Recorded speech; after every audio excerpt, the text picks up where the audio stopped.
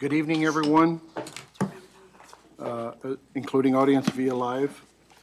Today is Monday, March 6, 2023. The time is 6:01 p.m. The place is the Administration Building, 1401 East 144th Street, East Chicago, Indiana, 46312. We are via live stream as well at www.secek12.in.us. This meeting is for the School Board of Public for the sole purpose of conducting the school corporation business and is not to be considered a public community meeting. Madam Secretary, roll call. Trustee Gomez? Present. Trustee Smith? Present. Trustee Hernandez Orange? Present. Trustee Gibson King? Present. Chairman Rodriguez? Present. Chairman Rodriguez, can you please make sure to note that Trustee Gomez is on via Zoom? Oh, that's correct. Trustee Gomez, did he say present too? Okay, yeah, and he's also live, okay. Let's please stand for the pledge. I pledge allegiance to the flag of the United States of America and to the republic for which it stands, one nation, under God, indivisible, with liberty and justice for all.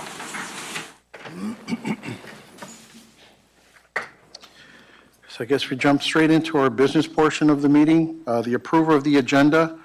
Is there any questions or comments from the audience regarding the approval of the agenda?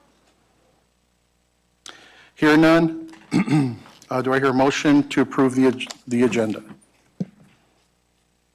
I make a motion, Mr. President, to approve the agenda. Motion made by Trustee Gibson King. Is there a second? Second. Second made by Trustee Gomez. Is there any discussions? Hear none. Madam Secretary, roll call. Trustee Gomez? Yes. Trustee Smith? Yes. Trustee Hernandez Orange? Yes. Trustee Gibson King? Yes. Chairman Rodriguez? Yes. Item 4, consent agenda.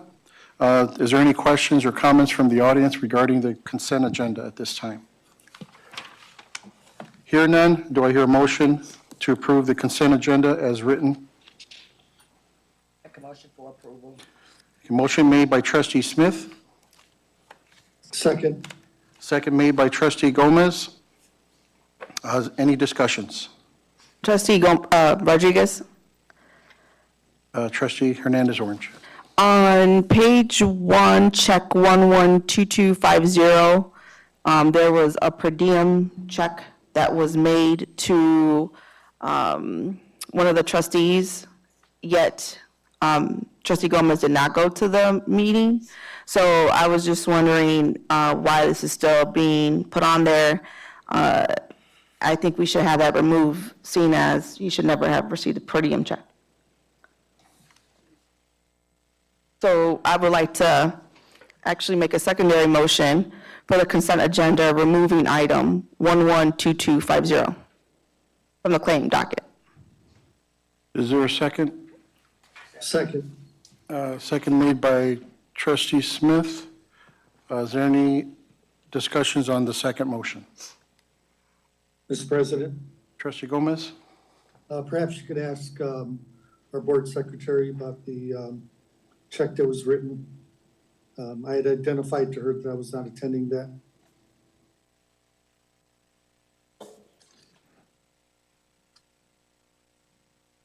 Oh, okay, so before board members go on a conference, they get a per diem. He was issued one, but then he did not cash that check, and he's giving that back.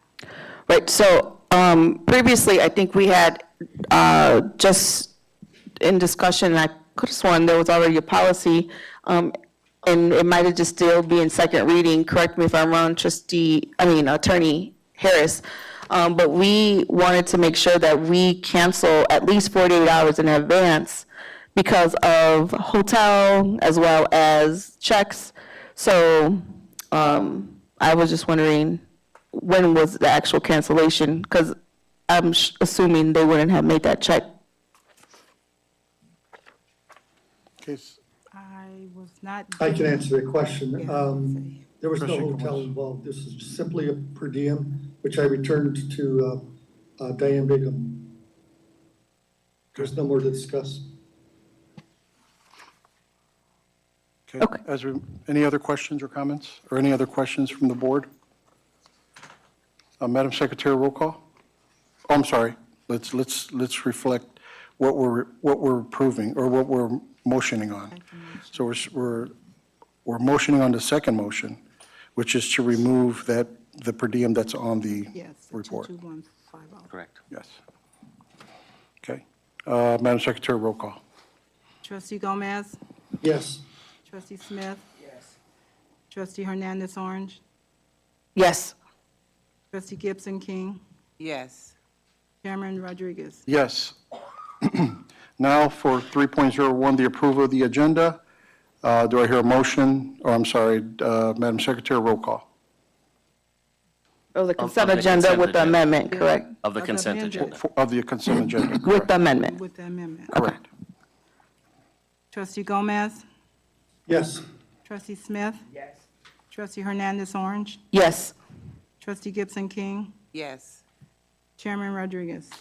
Yes. Item 5, new business, 5.01, approval of Affinity Counseling and Wellness Center, LLC MOU. Dr. Brago. Yes, this is an MOU. It creates a counseling and wellness center at Central High School. I believe it's on the first floor. The School City of Chicago will provide adequate space and time for the center to meet with our students and their families. And they will provide all of the information such as group therapy, crisis intervention, substance abuse, and many more services. I believe I provided for you there in Exhibit A of the MOU. It's something we had in the past, and we hopefully are just going to bring that back. In that one, it is no cost to our district. Is there any questions or comments from the audience at this time regarding 5.01, approval of Affinity Counseling and Wellness Center, MOU? Hear none, is there a motion on the floor with regard to the approval of 5.01? Madam President, make a motion for approval. Yeah, I got a question. Trustee Smith made a motion, do I hear a second? I'll second it. A second made by Trustee Gibson King. Trustee Gibson King, you have the floor.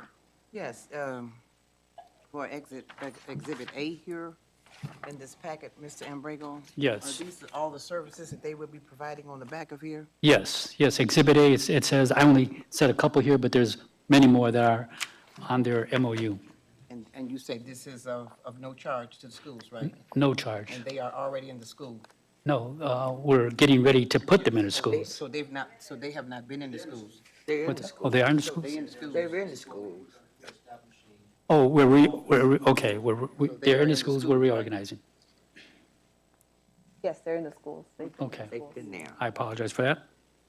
Oh, yes, okay then. Thank you. Any other questions or comments from the board? Madam Secretary, roll call? Trustee Gomez? Yes. Trustee Smith? Yes. Trustee Hernandez Orange? Yes. Trustee Gibson King? Yes. Chairman Rodriguez? Yes. 5.02, approval of Community Health Net, Inc., Dr. Brago. Yes, and again, I would want to make sure this one is not in our schools. Yes, okay, this is the new one. This is an agreement. It allows Community Health Net to provide medical and behavioral health care to our services to our students at Central High School. Students that want to enroll in this program must have a parent consent form unless they are 18 years old. If they are 18 years old, they don't need one. And staff members can also take advantage of this, these services provided by Community Health Net. And this would be a new program in our schools. Again, no cost, and I believe our attorney has viewed the MOU. That's correct. Okay. Is there any questions or comments from the audience regarding 5.02, approval of Community Health Net? The question was, will it be in every school? Yes. They can provide services to all our schools, all our staff. Ms. Randolph, you had your hand up? Okay.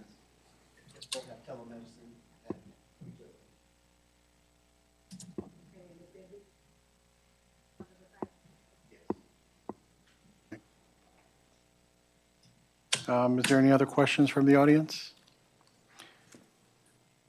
Hear none.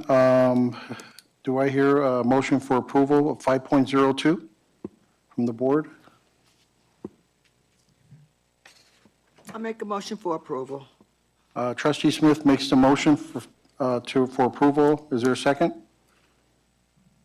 Second. Second made by trustee Gomez. Is there any questions at this time? Yes, Mr. President, I have a question here. Now, Trustee Gibson I'm trying King. to get understanding as of February the 6th, agreement with Community Health Incorporation. Now, it's my understanding, these are not the same people that we're speaking of today? Community Health Net Incorporation? Okay, because I don't know, I'm just looking here from February the 6th, we had something here on the agenda about an agreement with Community Health Net Incorporation. Oh, yes. Okay, it's the same people, and Jewel went back, Attorney Harris, they had to have a meeting with organizations of their attorneys to work out the particulars of the contract, to make sure that our school district wouldn't be, to answer, board member Vanessa Hernandez-Ortiz's questions. Those were addressed in that new MOU that you have. It's updated. But this update thing, that's what you're saying? Yes. Okay. February 6th. I do have a couple questions to follow, because that wasn't explained, so I'm going to go back in. So my first question and I did call the attorney to ask if he knew. First and foremost, why do we have an agreement until December 1st, 2025? It just seems kind of long, and I understand that if I think it's like a 30-day out, an agreement or something, if I recall correctly, they were able to amicably leave. So that was my first thing, why it's so long. And I say this because I go back to the example of the class health center. We ended up going into an agreement that was pretty long. They lost the grant. After they lost the grant, the school had to pick it up. When the school couldn't afford to pick it up, and all the people who worked for Class Health Center, we kind of just got rid of it. So if for some reason this grant that's paying for this goes, now are we, the school, going to be entitled to pick up the cost until December 1st, 2025? Dr. Mitchell, before you answer that question, I just want to clear up the termination provision. It's 90 days notice without cause, and it's 30 days notice with cause, just so we're clear. Okay. Okay, go ahead. Okay, so to answer your question is that this is one of our, it's called, it's a community health center. Part of the funding comes from the federal government, the other part comes from the state. No, we wouldn't be charged to, if it goes past that, there's no charge to us. The reason it's going out to 2025 is because they will be making some infrastructure improvements to the space that they're going into, because they have a lot of technology that needs to operate, and we're not picking up any of that cost. The only cost that we have in this particular grant is just the cost of, I think, to paint the walls or something that's in there, to do the touch-up paint and change the ceiling tiles, which was already part of the changes that were going to happen at Central anyway. So the caveat is us extending the contract? The contract is understand, that was the contract. The contract is for 2 school years. To 2025, right. So it's not a yearly thing. That's, again, my issue is if for some reason money doesn't flow to this particular project, so then what's going to happen? It's just done? It's not a project. This is a I mean, service that well- they have. And as a matter of fact, just to help out a little bit, they're in the Hammond schools, they're in Lake Ridge schools. That They're in does nothing Millville, to- they're in Gary. No, what I'm saying is that they haven't They're lost East any Chicago. money. Well, they haven't lost any money in those other districts. And I don't anticipate they will lose any money in this district, but if they were to, we do have the 2 clauses in there that we can sever that agreement, and we will be held harmless. So then, and Attorney Harris, you feel comfortable with that? Because I just don't want to be in the same predicament that we did with the health center, with the Class Health Center, where we had to find like their employees elsewhere to go, and then we lost the nurse that was there. So you feel comfortable with, if there's no funding, we could automatically come out of the agreement? Yes, I do feel comfortable with that. Okay, my second question that I'm hoping to get answered from last time was, who pays? And I know we have a grant, but then does any of it go to Medicaid? Does any of it go to the insurance, and then the other portion gets picked up? How does that work? And I think that was my actual question, not just who pays, not the grant, but will it affect those students or parents? All right, there's no charge for our students or the parents of the students who utilize the center that doesn't have insurance. So there's no cost. So what about, like, for instance, I just give this example to somebody. When I was in school, my parents had insurance. I would go to this, if I wanted to, so whatever we're going to call it. But they charge their insurance, because you have to charge their insurance because they have insurance.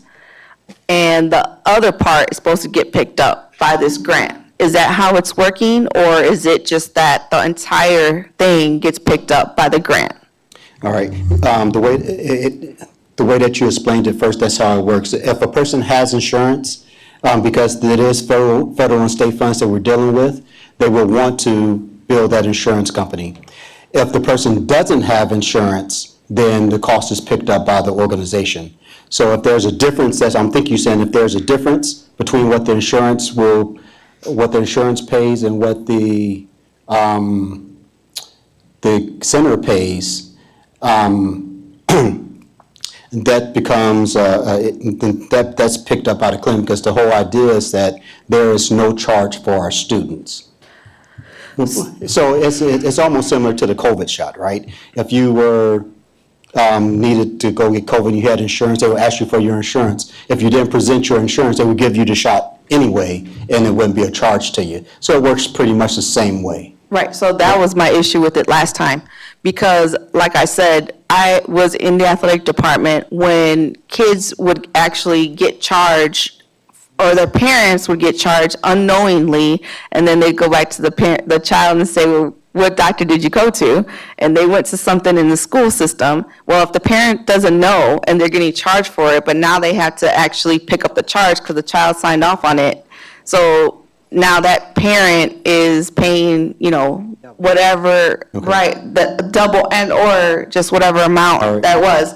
So that's my concern, and I haven't, the All agreement. right, so the child, if the child was to use the clinic, there is a permission slip that needs to be signed before they can utilize those services. Right, so that's what we used to do in the beginning of the year, used to sign it, but then again, no one would ever know that this child went to go get the Tylenol that day. It wasn't on an as everyday basis, it was just you sign in the beginning, so it is what it is. But I'm a parent who now has to pay for this, and, I'm getting charged for it. That's my issue. The parent will never know once you sign it one time. And let's be realistic, how many people are actually reading in fine detail, all that. I'm just thinking about those parents, those working parents who have insurance, and they're gonna get screwed in the back end because they don't know that they have to, pay for this. That's all. Yeah. Like, Yeah, Mr. President. they, I know you gave me that face, but they won't know on the back end, because I've seen it happen, because we had to call community and tell them, I can't believe you're paying for you're paying this this big amount, I can't think of the word, this big amount, and now the parent is paying double, because they didn't know. Well, I can't answer that question, but I know usually if you have insurance, there's a copay associated with it, so it wouldn't be the full amount. Not But I can't always. even, and what I don't want to do is I don't want to make any assumptions or anything, so we do have the agreement that's there. There is really, the way that is written, and because they are a community safety net clinic, there is there's really no charges for their services. And, but if someone does come with insurance or Medicare or Medicaid, just because they are a medical facility and they receive state and federal funds, they're going to have to ask for that information. If it's not provided, then they will still provide the service at no cost. So this is my thing, I don't want to not have something like this, I just want parents to know, right? So in the Exhibit A, student enrollment consent forms, which I didn't see an attachment, but with that, I mean, is there, I would feel more comfortable if a child comes in, they have to fill out this form every single time, and then they take it to their parent so they could know that that child showed up, other than just a student enrollment consent form at the beginning of the year, and then you don't know. Okay, that would be one of our procedures that we would put in place. And if, we can definitely sit down with Ms. Bobo and the principals to come up with that procedure. That's a procedural issue of making sure that that child is contacting the parents. And actually, we can even, I would think that before we provide a medical service to a child anyway, that the parent would be contacted. So I think we just need to make that a procedure and part of a policy if we choose to go down this route to implement the program. That way, we're dotting the i's and crossing the t's every single time. Because, you know, if a child is a minor, their parent should be contacted every time. So I believe. Thank you. Attorney Harris, so is that something, I mean, how can we put that within the actual agreement? Like, can we say we want to approve this agreement with this caveat of a child filling out the paperwork every time that they go? Yeah, I don't think that's something that's really a contractual issue. I agree with Dr. Mitchell, that's more procedural. I'm noticing in board docs that the attachment to Exhibit A isn't there, but there may be some language we can include in the consent form itself to address your concern, but not necessarily in the agreement. I don't think it needs to be in the agreement, though. Now, can it be a policy? Can we say, and Trustee Gomez, I know, maybe just a thought of all the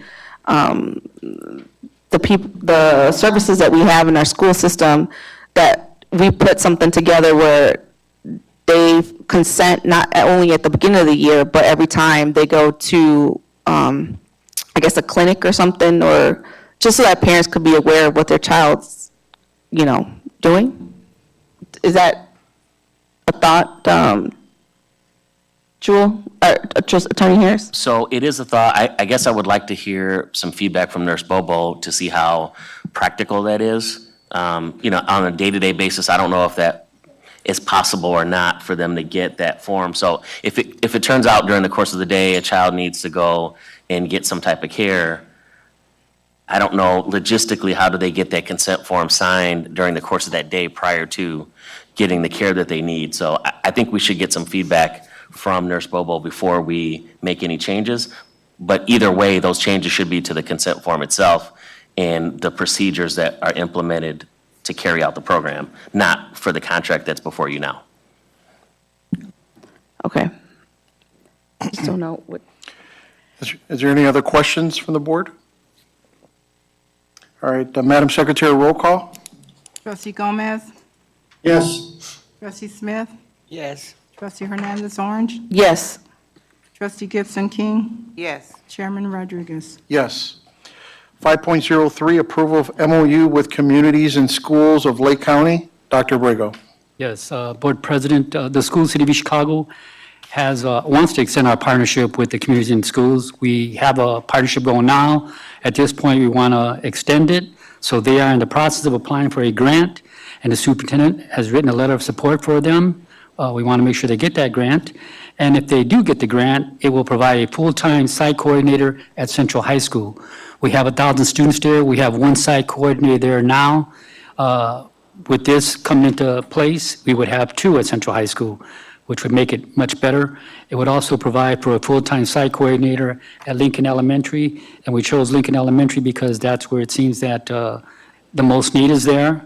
And in reality, for these 2 positions, it would cost $60,000, but if they're successful with the grant, we would be helping them out and pay half the cost. Is there any questions or comments from the audience regarding 5.03, approval of MOU with community and schools of Lake County? Hearing none, do I hear a motion for the approval of 5.03. I make a motion for approval for item 5.03. Motion made by trustee Hernandez Orange. Is there a second? Second. Second made by trustee Gomez. Any discussions? Madam Secretary, roll call. Trustee Gomez? Yes. Trustee Smith? Yes. Trustee Hernandez Orange? Yes. Trustee Gibson King? Yes. Chairman Rodriguez? Yes. 5.04, approval of authorize the adoption of the policy resolution 2023-1 on remote participation in public meetings. Dr. Abrego. Or actually, you mind if I refer to Attorney Harris? Yes, that's for me. Attorney Harris. Yes, at our last board meeting, the board adopted a new policy regarding remote participation in public meetings. The relevant state statute also requires that the board adopt a resolution, and that's what this does. We have a two-step process where at one meeting, you adopt the policy, and the next meeting, you adopt the resolution, and that's really all this is. Okay. Is there any questions or comments from the audience regarding 5.04? Approval of authorize the adoption of policy resolution 2023-01 on remote participation in public meetings? Hear none, do I hear a motion for approval of 5.04?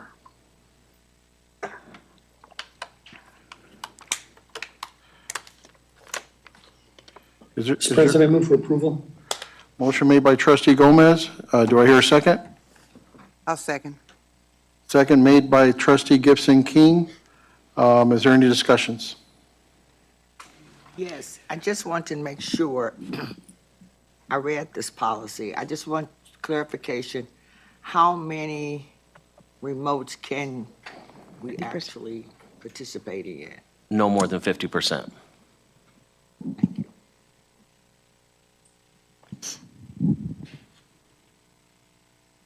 Is there any other questions? Attorney Harris, does that include just the public meetings, or is that just like work sessions or Those are anything public? public meetings. Anything At public. any other meetings where you have work sessions or executive sessions, there's That's no final action being taken there, so there's no issue with participating remotely at those meetings. Got it. Madam Secretary, roll call? Trustee Gomez? Yes. Trustee Smith? Yes. Trustee Hernandez Orange? No. Trustee Gibson King? Yes. Chairman Rodriguez? Yes. 5.05, approval of a math and reading Saturday Academy 2023 held by Lincoln Elementary. Yes, Dr. Abrego. Lincoln Elementary is thinking out of the box, so they will provide 8 Saturday sessions for students in grades 4 through 6 from 8:30 until 12:30. The 8 Saturday sessions of intensive remediation services in reading and math will be provided to 32 students who did not participate in tutoring due to staffing. So this is a creative way to help the students that we mentioned to you, that are in red or in need. So students who complete the program with a 90% attendance rate and show a growth of 20% will not be required to go to summer school. If they want to go to summer school, they can be put in enrichment programs. So I thank Principal Gonzalez for thinking out of the box, and I know you weren't able to help all the students, but with the Saturday school, you're meeting the needs of 32 students who wouldn't have gotten tutoring after school. So thank you so much for that. Is there any questions or comments from the audience regarding 5.05, approval of a math and reading Saturday Academy 2023 held by Lincoln Elementary? Yes, I have one. Yes.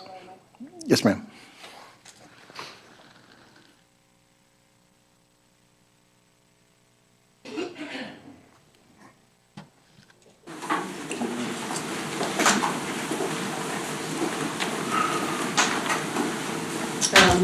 Helen Steinbach, AFT 511 President. I'm curious, on Friday when I looked at the agenda, there was a document that listed some salaries, hourly wages, and now it's been taken off. So I just want to make sure that we're following the CBA to make sure that the teachers are being compensated according to what the CBA says. Yes, we are. Okay. Any other questions or comments? Princess, I'll ask you, Mr. Abrego, did you say Sunday school or just on? Saturday school. Oh, because I thought I heard the word Sunday. I'm sorry, it's Saturday school. Okay. So how many teachers will you have there? How many students? Teachers. I heard 32 for I believe it's kids. 4 teachers. 8-to-1 ratio. Okay, so this will not interfere with them going from Monday through Friday? This will be No. additional? Yeah, this is additional. Okay, thanks. Do I hear a motion for the approval of 5.05? Mr. President, I move for approval. Trustee Gomez makes a motion for approval. Do I hear a second?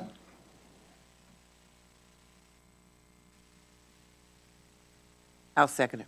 A second made by trustee Gibson King. Is there any board discussion, questions? Mr. President, Trustee Gomez? just a clarification on the times. Shows 8:30 a.m. ending at 12:30 p.m., but it also shows that the students will be leaving the building at noon. So there seems to be a discrepancy in the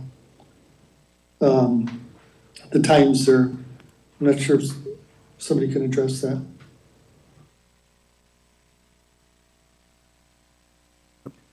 Is there a question in there? Yes, she's going to answer it. Okay.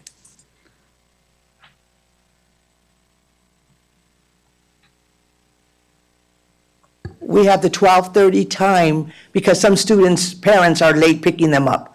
And we're going to clean up after the lunch and after the snack and get things ready for that Monday. So we needed that kind of half an hour for the staff to be there in case those things were to arise. Any other questions, trustee Gomez? Yeah, I'm trying to understand the actual learning session then will be how many hours? I'm sorry, Jesse, I didn't understand the question. The actual I learning? apologize. How many hours will be involved in actual learning? The 3.5 hours. I mean, again, we're doing some instructional as well as some innovative things like the robotics with the math, and we're going to have people coming in, reading to the students to kind of have an atmosphere that we don't have during the week. Students will dress down in jeans, we might have music, we might have different things that our students that are in the red, they like those types of things when they're trying to learn, when they're trying to study, things like that. It's a great program. Thank you. 1 second. Is there any other questions? Trustee, Mr. President, I have a question. Trustee Gibson King? Thank you. What's her name? Principal. Yeah, Miss Principal. Yeah, my question is, you say you're going to be there for 8 Saturdays, right? Yes. Have the dates. What dates? It's April and May. We were going to do the first Saturdays of the month, but because of spring break, we're going to have to switch that because that will still be the spring break. So it'll be the last 3 Saturdays of the month. So that's going to start in April and May? Yes, Okay, because I had something that said it will start in March. But this is going to start in April and May? yes, my understanding that, because of approval process and all that, that we wouldn't be able to start until April, And these are on the Saturdays from 8:30 to 12, right? 8:30 to 12:30. Oh, okay, 8:30 to 12:30. Now, the teachers, you say 4 teachers? At this time, yes, we, again, like our tutoring program, we ask volunteers to come in. We are looking at having SPED teachers as well as our general education teachers because we are focusing on the red students. We have tutoring after school right now, but those particular focuses are on students that are in the yellow because they could get us to proficiency. So we want to make sure that we focus on the students who have additional struggles and they're in the red, so that we could work with them one-on-one in smaller 8-to-1 setting. Okay, but the teachers, are these teachers licensed? And what are the names of the teachers? What are the names? Well, all our teachers are licensed. These teachers that's going to teach this right here, are they licensed? Well, we have some, in my building, we have emergency permit teachers as well as, That is not what I asked you. I asked you the teachers that are going to be teaching these subjects. Are they licensed? And who are they, may we ask?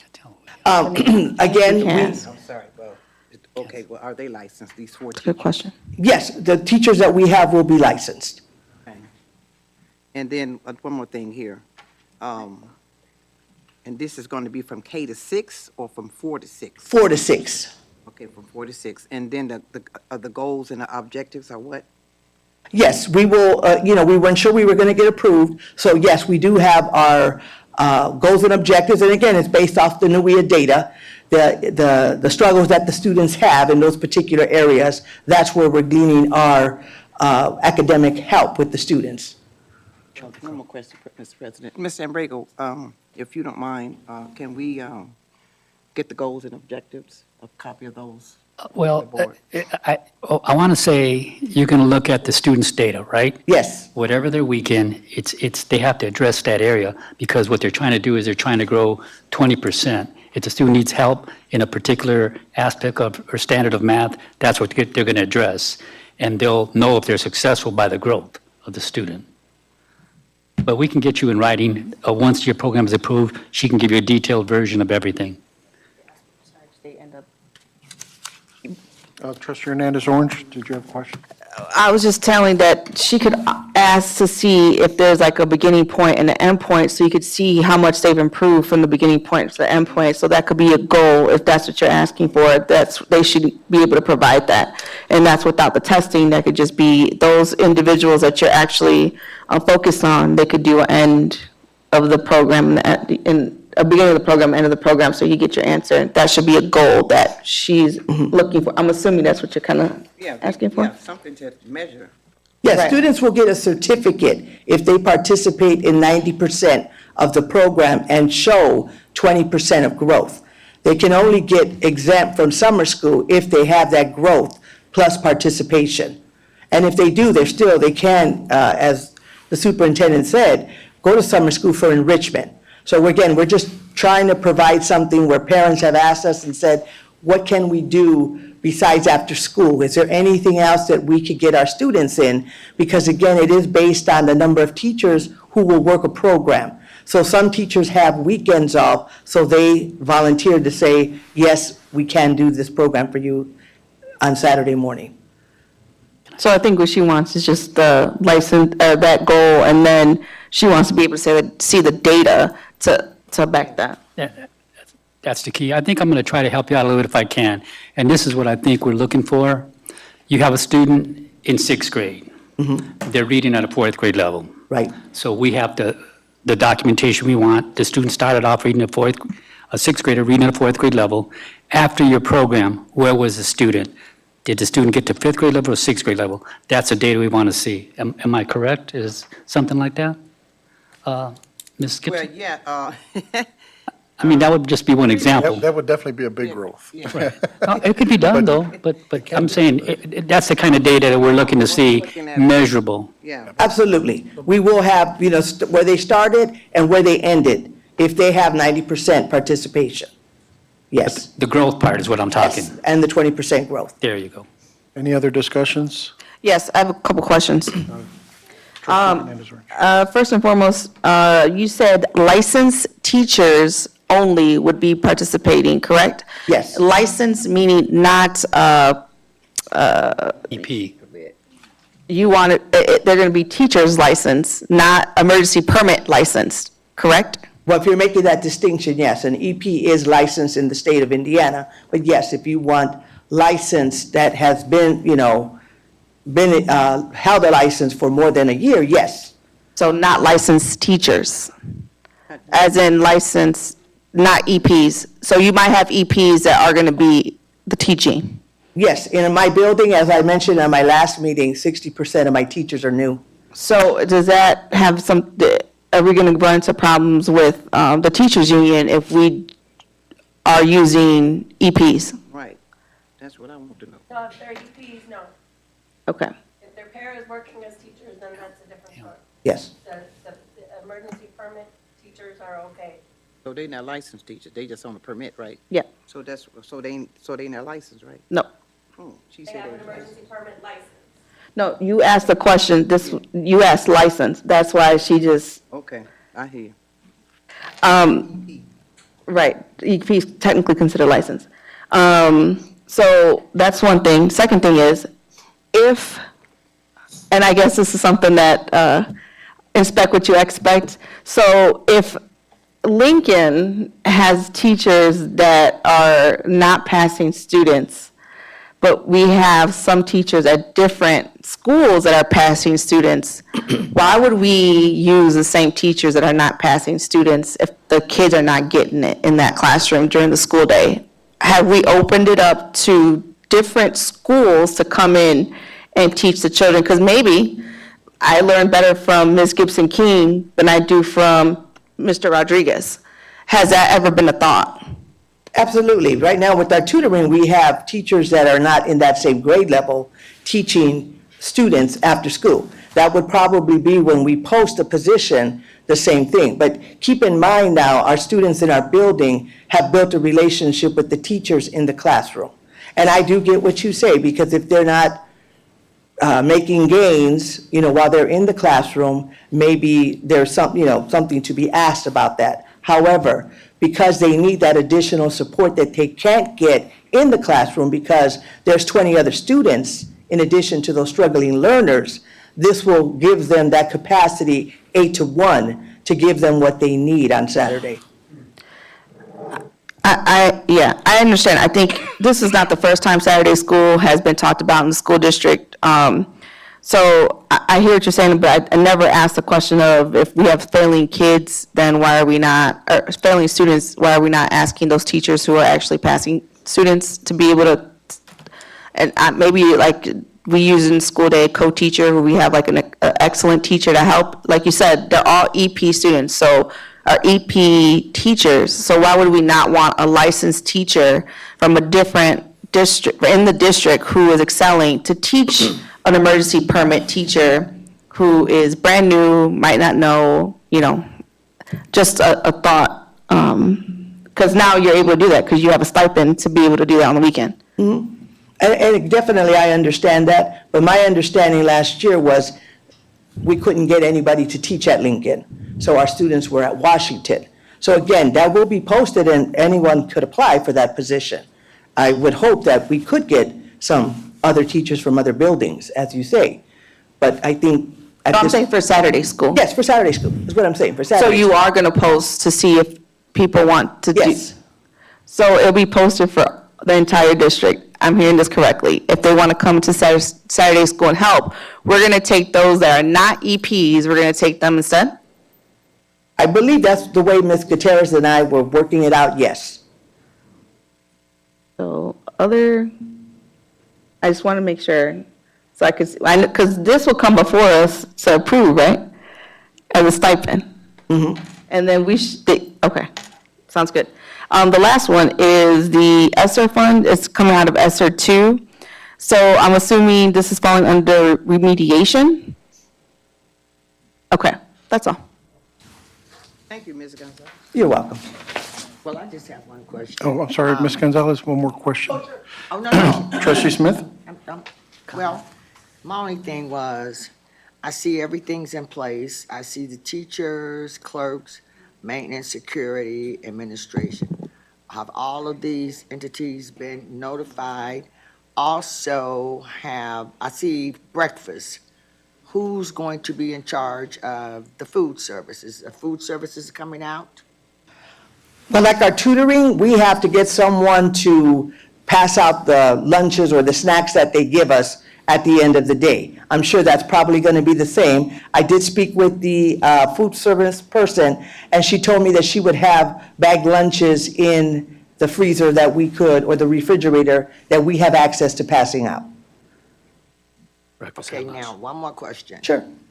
Saturdays this ends at what, 12:30, correct? Yes. Now, do we have something in place? Saturdays are basically a busy time for most parents. I'm just speaking as a parent. So what if a parent doesn't come pick the child up at 12 o'clock, 12:30? So what do we do then? We do what we do now. If a parent doesn't show up in the building, we have to call the parent. We stay there until the child is picked up. So, yeah, we would have to stay until we contact emergency parent or an emergency contact. A lot of our students, though, do walk home. We do have a lot of walkers. Thank you. You're welcome. Madam Secretary, roll call. Trustee Gomez? Yes. Trustee Smith? Yes. Trustee Hernandez Orange? Yes. Trustee Gibson King? Yes. Chairman Rodriguez? Yes. Item 6, subcommittees. 6.01 policy, Trustee Gomez. Do you have anything to report? Yes, thank you. We had to cancel our last policy meeting due to the closure of the school early on Friday, and that's been rescheduled to Thursday this coming week at 3:00 PM. Okay, 3 p.m. This That Thursday at concludes 3. my report. 6.02 Finance Committee, Trustee Gibson King. Yes, Mr. President. There's nothing to report at this time, but I asked Mr. Ambrego to have Mrs. Leela present for for whenever we have a finance meeting. I'd like to have her present. Thank you. Item 7, Superintendent's remarks. Dr. Abrego. Thank you. Well, for our parents, you know that many of our schools have been providing after-school tutoring for our students in math, English, language arts. Our Central High School students have started their state testing. They've been taking the SAT. Those are the juniors. And also our third graders are taking the iReads exams. And upcoming is going to be the iLearns for all the other students. So we're hoping that we're preparing our students well for these state exams. And again, we ask our parents to make sure they send their kids to school. That's very important. Also, our billboard will be changing. It'll be updated this month to recognize and congratulate Senior Arlie Aguilar for being one of 6 students in Indiana to earn the Lilly Endowment Community Scholarship. Just for our people that are listening, that scholarship is worth over $200,000 to any college of your choice. I believe that Arlie is striving to go to Notre Dame University, so we wish her all of the best. And again, she will be on our billboard this month. That's it. Okay, trustee remarks. I'd like to remind the audience that the individual trustee remarks reflects the remarks of the individual board member and not the remarks of the entire board. I'd like to start off with Trustee Smith. Yes, Dr. Brego, this is not personal, but you sent an information, email out asking us, was this a proper, would this information help us with today's meeting? And the information by email is important, but it's not in a timely fashion for important decisions to be made. I've asked the president for a meeting so we as a board can discuss such issues that can help us move this district in the right direction. Nothing has transpired so far, but I was informed by the president that a meeting is scheduled. It's issues like salary increase, programs, etc. Discussion should be included with the CFO regarding salaries, finances, before we can make a decision to approve. Questions like, can we afford this increase? Can we afford this program? What funds would be used to support the programs, transportation, so forth and so on? Most superintendents from the past, and also you have said, no surprises. But a lack of communication from a leader can delay decisions to be made and positions to be filled if the item is tabled. Last-minute information makes the board look as if we're the ones to blame when in reality, it's you because you're not communicating with us in a timely manner. Lack of communication and transparency will always hinder the process. Or maybe you just feel like you have the votes and you really don't need to communicate. In your email last week regarding personnel resigning and the exit review, you stated some were moving, some left to make more money. We know that different districts are offering different teachers more money. I get that. But you also said something that really kind of upset me. I know that the board gets a blame for a lot of things, but we're not the only decision-making we don't only make just decisions in the district. So, you said that individuals are leaving our district was because of the school leadership. So my question to you all is, you are the leader of this district. You were chosen by 3 trustees. You are the leader of the principals, the teachers, and other staff. So once again, what part of this are you going to take responsibility since you say leadership is a part of the problem? So I have a problem with that. And I know that the board gets blamed for everything, but we hired you, you are the leader, and the teachers and the principals take your direct. So when you made that statement that people were leaving because of the leadership team, I just want to know and let you understand that you are the leader. So I'm not putting any blame on it, but if the board is gonna get beat down, so be it. I'm done with it. Okay, next, trustee Gibson King. Yes, Mr. President. I just want to just maybe ask a question or make comment or whatever. Now, the board packs that we get is 48 hours in order for us to review this.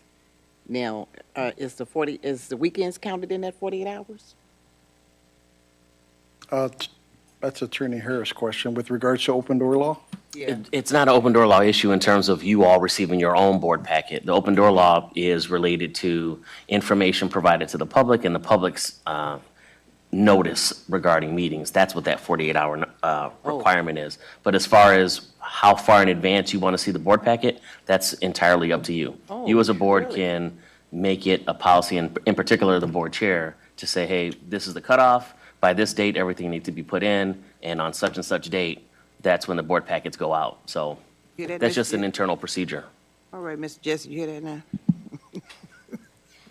Okay, then, thank you. Trustee Hernandez Orange. Yep, I have a couple of things. With that, yeah, I think it would be, what trustee Smith said, I think it would be important to get that remark that we get from the superintendent the day we actually get our packet. So it's usually given to us on the Monday of what, what an item actually is. And maybe if we get it the same day of the packet, then we have more information. Because I definitely don't ask on a Friday, because I know something's going to come and maybe he might answer the question, or, so I think that would be a better thing to have it ahead of time. I also have I would like to say thank you to the superintendent for not only now recognizing Areli, but also for sending me emails to meet with the board president and him, as well as I think the only thing that's missing at this point is my questions in regards to block. And I have attended several meetings because, again, I'm still confused, probably like every other person.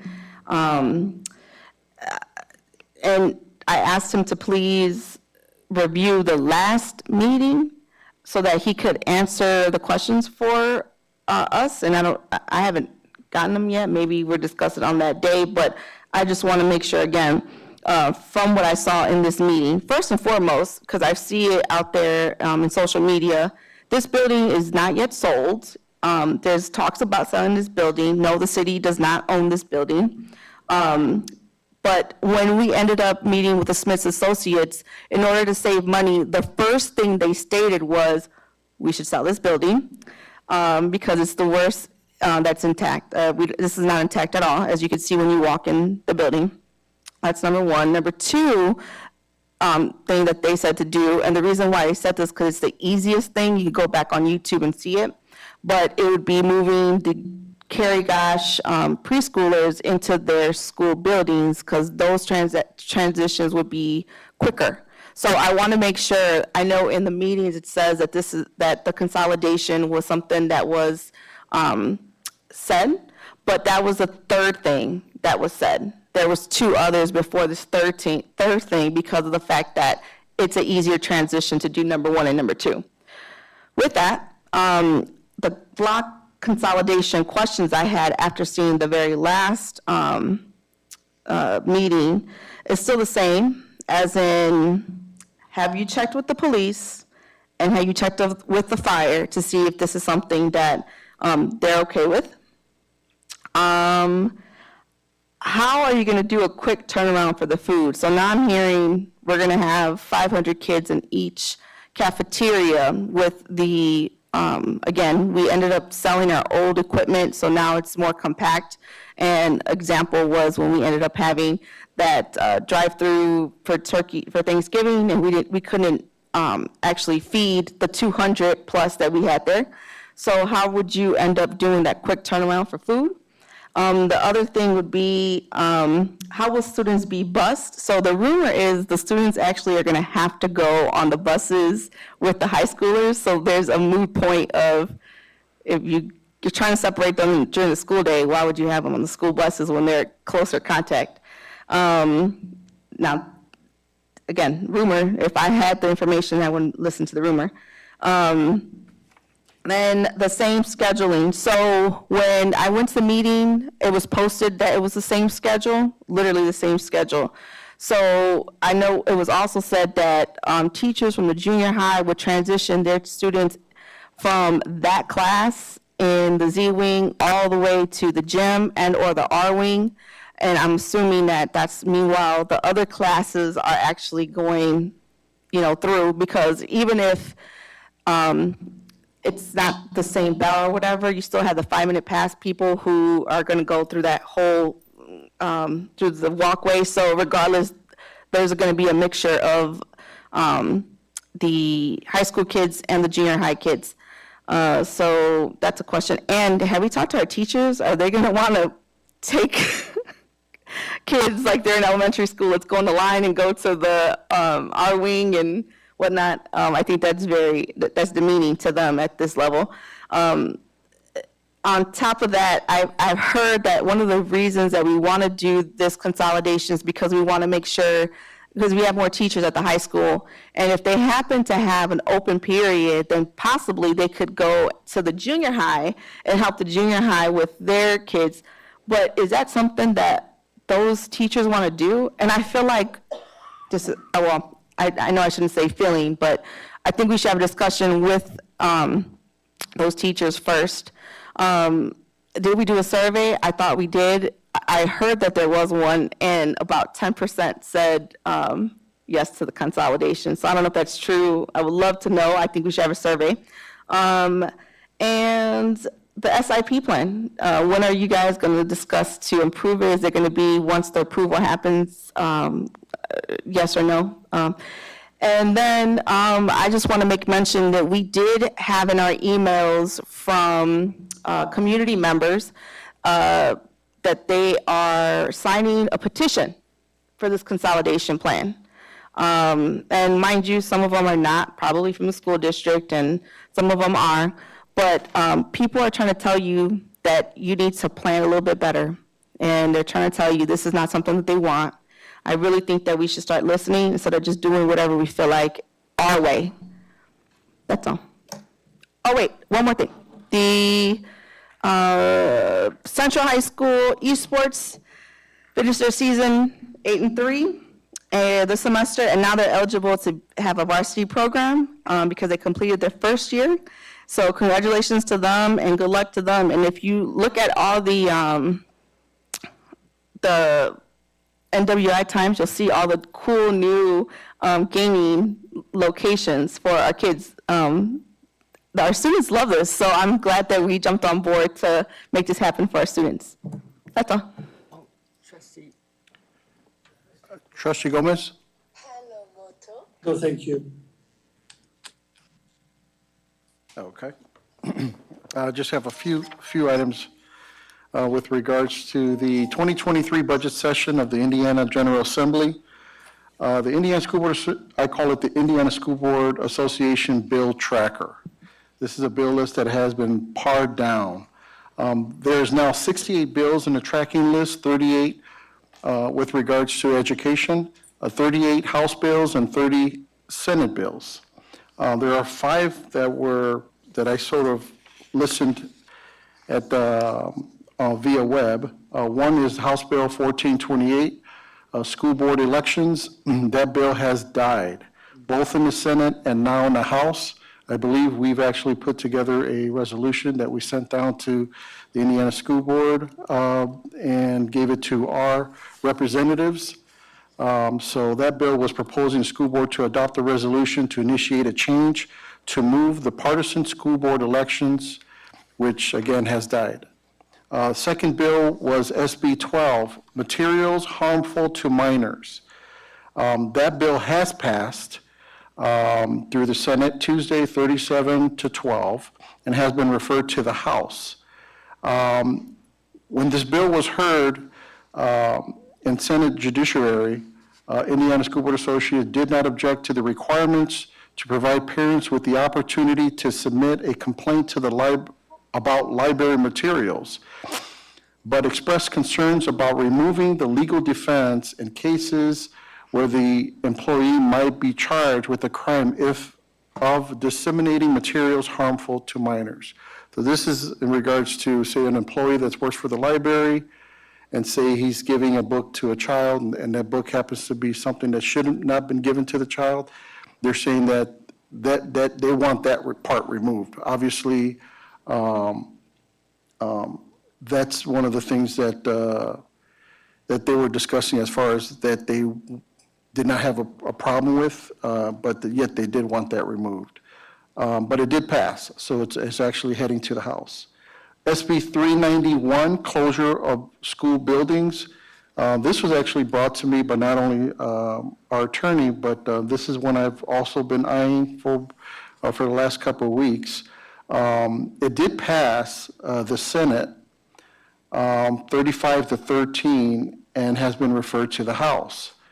Now, the bill was amended in the Senate Education and Career Development Committee last week that the school corporation may close an underutilized, or that the school corporation may close an underutilized school building and make the building available to a state-certified charter school or state educational institution. It did, in the past, had the word qualified, also qualified nonprofit organizations. So that's the part they removed, and apparently they voted on it, and it's heading to the House. Senate Bill 1777, school board candidate filing. This is basically a changed filing periods for candidates for school board offices. The new filing period begins, the first day of registration begins, which was January 1st, but that has been amended. Senator Koch, on the amendment to move the filing period beginning to February, that also been amended again to say, well, if we're going to do this, let's do it after the primary election. So now we're looking at probably 60 days out before the closing of candidate filing, which is probably going to be sometime in April. So I'm still watching, keeping an eye on that one. Lastly, Senate Bill 486, Education Matters, did pass out of the Senate last week by a vote of 28-20 and has been referred to the House Education Committee, and I will keep an eye on that one. That bill talks about removing some teacher training requirements for school corporations and require them to be included into the curriculum of teachers' preparation program. So the Indiana School Board Association did support this bill because of the elimination of some training mandates that were currently given by the Indiana Department of Education. So they wanted to make it more flexible to provide school administrators to meet with teachers on certain topics. So that concludes my remarks. Trustee Smith, did you have something to say? Are you finished? Yes, ma'am. Okay, first of all, I'd like to say thank you, Washington, for inviting me for Dr. Seuss's birthday. Every year, Dr. Seuss's birthday is March the 2nd, and volunteers come in and they read to the children. It's a very, very, very fun activity for the elementary students. We had a lot of retired teachers who came in from our district from years ago who came in to read.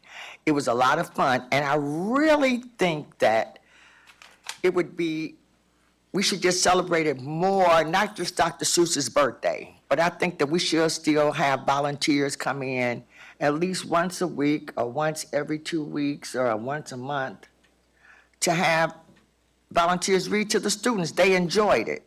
They really did.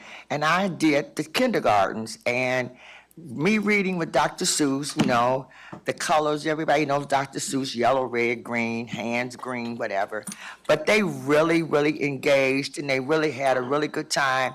And the teachers were so amazed because, you know, they just wanted to start accounting, and it was just a lot of fun. So I really think that with the parent liaison or with the teachers or the principals, you should have a little more reading days, a couple of reading days, maybe once a month, where you get volunteers to come in to read, because the retired teachers don't have anything to do, and they enjoyed it.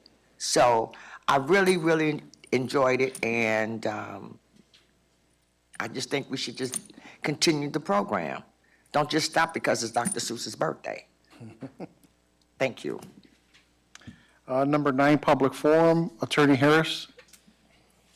Did anyone sign up? We do have one signer. Oh, yes, Mrs. Helen Steinbach. Okay, if you could please step to the podium, you'll have 3 minutes to speak. Please state your name and your address. Be respectful to the board, the staff, and the public that's present. Thank you.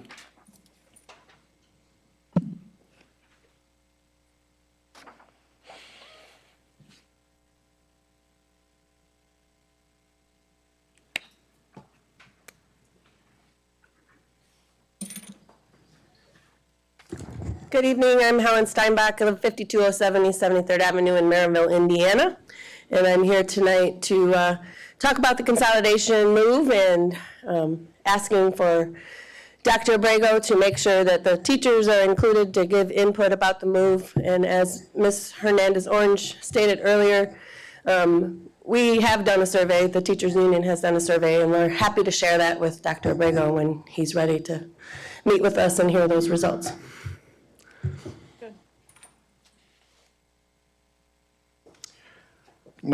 Item 10, the next date and time for our meeting will be Monday, March 20th at 6 p.m. Do I hear a motion for adjournment? Madam President, I make the motion for adjournment. Trustee Smith makes a motion for adjournment. Do I hear a second? Do I hear a second? Oh, I'll second. Second made by Trustee Gibson King.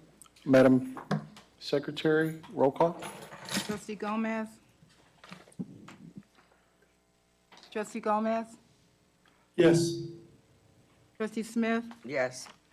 Trustee Hernandez-Orange? Yes. Trustee Gibson King? Yes. Chairman Rodriguez? Yes, that concludes our regular meeting.